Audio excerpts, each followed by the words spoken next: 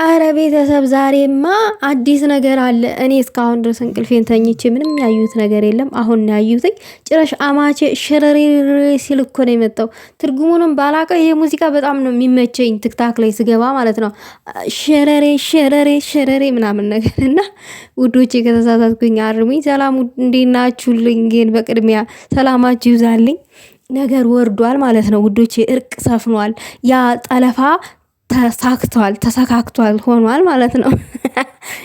የአማቻችን ደስታ ከመጠን በላይ ነው ምናምን ነገር እንዲህ ምን ሆናችሁ ነው? እኛም ተሰብስበን በዚህ ሙዚቃ ሸረሬን በል እንጂ እንጨፍር። ምን ነው ዝም ዝም አላችሁ? ይሄ ዝምታችሁ በጣም አስፈርቶኛል። ቅማምዬን ግን ወዴት ደብቋት ነው ብቻውን እንደዚህ ሽረሬ ሲል የመጣው? ያው ሶፋውን አይቼ ነው አዲስ አበባ ናቸው ያልኩትኝ እንጂ ምንም ማቀው ነገር የለም።